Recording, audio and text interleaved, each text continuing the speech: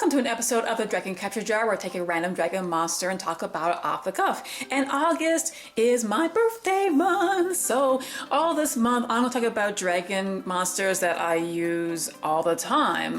They're pretty powerful. I use them either Blue Eyes decks or Dragon Link decks, and I always find a use for these. They have the kind of effects that I gotta utilize them all the time because they're just that good.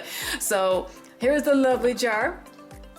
And it has captured the beautiful Chaos Emperor, the Dragon of Armageddon. And yes, look at him. He looks like an emperor, the emperor of my heart. Ooh, he is still a pretty difficult card to get a hold of. And he used to be a prize card, but now they released it.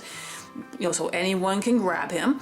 And of course you can tell he's an offshoot of the Chaos Emperor Dragon envoy of the end. So that card was banned for quite a long time because it was ridiculous, but it is back to 3 thanks to the errata. So the effect of Chaos Emperor, the Dragon of Armageddon, is pretty similar, and it is a pendulum monster.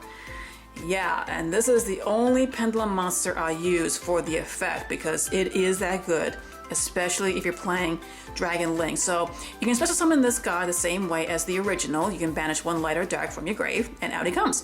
He's a level 8 monster, so as a free special summon, you can use him to XC summon most of the time. He's just wonderful for that purpose. But the pendulum effect is amazing as well.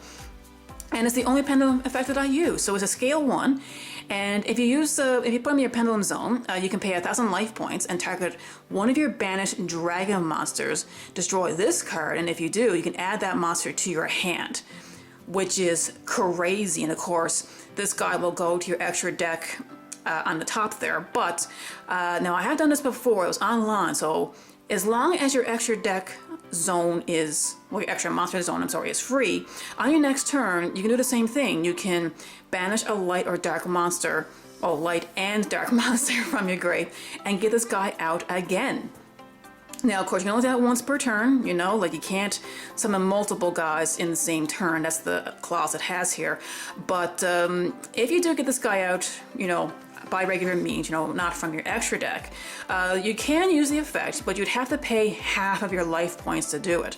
So if you pay half your life points, send as many cards as possible to the graves, and you inflict 300 life points of damage to your opponent for each one. So that is still there from the original Chaos Emperor Dragon's effect.